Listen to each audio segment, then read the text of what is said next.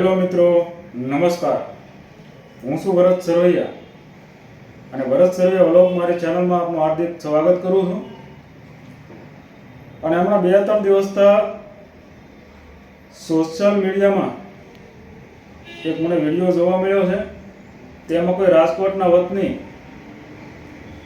એવા મનસુખભાઈ રાઠોડ જે ભગવતી બહુસરાજી વિશે અભદ્ર વાણીનો વિલાસ કરેલો છે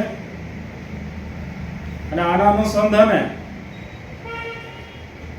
મહેસાણા ડિસ્ટ્રિક્ટના કડી ગામના વતની એવા યુવરાજસિંહે તેમની સામે મહેસાણા ડિસ્ટ્રિક્ટમાં પોલીસ સ્ટેશનમાં એક ફરિયાદ નોંધાવેલી છે. તે ફરિયાદને અનુસંધાને લઈ અને મહેસાણા પોલીસ ડિસ્ટ્રિક્ટના જે કરતાહર્તાઓ છે તે મનસુખભાઈની ધરપકડ કરેલી છે અને અત્યારે ઓલરેડી તે એરેસ્ટ પણ છે અને આગળની કાર્યવાહી ચાલી રહી છે એવા સમાચાર મને જાણવા મળેલા છે. આમ તો મનસુખભાઈ રાઠોડ ઘણા સમયથી ઘણા ટાઈમથી હું એના વિડીયો જોઉં છું કે જે માણસના જીવનમાં નથી આવતું એવું બોલવું, એવી વાણીનો ઉપયોગ કરવો, આવું બધું ઘણા ટાઈમથી ચલાવે છે. એટલે આવા વ્યક્તિઓની સામે આપણે પણ આપણો કંઈ મંત જે છે તે રજૂ કરવો એ આપણી ફરજ પડતી હોય છે. મારા માધ્યમથી મનસુખભાઈ રાઠોડને હું એટલું જ કહેવા માગું છું કે મનસુખભાઈ, 2 પૈસા કમાવા હોય તો દુનિયામાં કુદરતે આપણને ઘણા પ્રકારના ઓપ્શનો આપેલા છે. એ કોઈ પણ સારા ઓપ્શનને લઈ અને નામ અને કામ આપણે મેળવી શકીએ છીએ. આમ તો ઘણા ટાઈમથી તમારા ઘણા વિડીયો જોઉં છું, એમાં કોઈ દેવતા એવા નથી કે જેનું તમે અપમાન ન કર્યું હોય. અને પ્લસમાં બીજી વાત કરું તો કે આ ભાઈને જે કંઈ મનસુખભાઈને જે ડાયરા કરાવે છે ને, એ લગભગ મારા માનવા પ્રમાણે સાંભળતા નહીં હોય, લેરા હશે અંદર તો જ આવું સાંભળે ને એમ.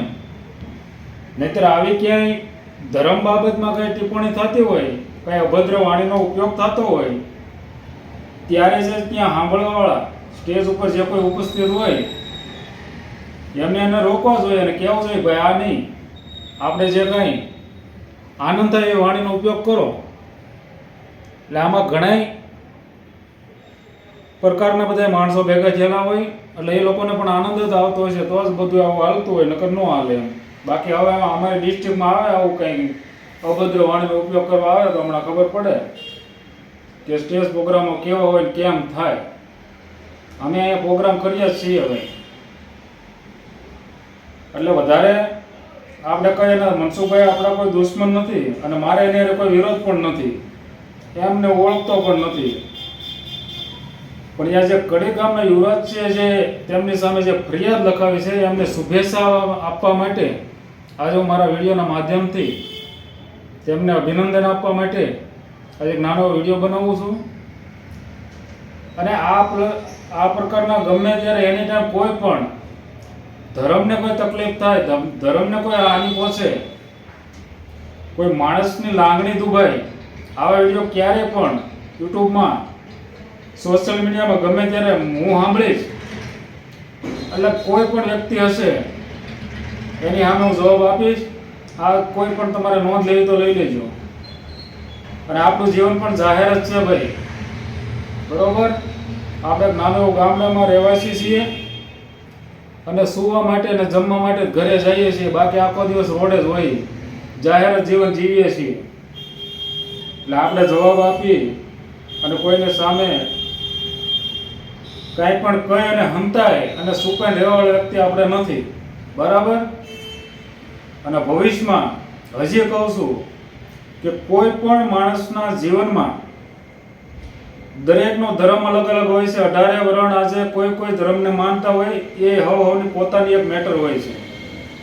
એમાં કોઈને દખલગીરી કરવામાં કે તકલીફ આપવામાં આવી વાણીનો આપણે ઉપયોગ કરવો એ સંવિધાનમાં કે કોઈ પણ કાયદાકીય લેવલમાં આવું કંઈ હોતું નથી. એટલે મનસુખભાઈ ફરીને કહું છું કે યુટ્યુબમાં 2 પૈસા કમાવા હાટું થઈ અને પોતાની જીવનશૈલી વિતાવવા માટે કુદરતે આપણને ઘણા પ્રકારના ઓપ્શનો દુનિયા અંદર આપેલા છે, એટલે કોઈ સારો માર્ગ લઈ અને આગળ વધો એવી એક તમને નમ્ર મારી અપીલ છે. અને તમને આટલું એટલું કહેવા છતાંય જો કાંઈ તમને એમાં લાગતું ન હોય તો પછી તમને જે ગોઠે એ કરજો. બાકીનું આવું કાંઈ થશે એટલે અમે સારો એવો તમને જવાબ આપશું, એ ફાઇનલ વાત છે.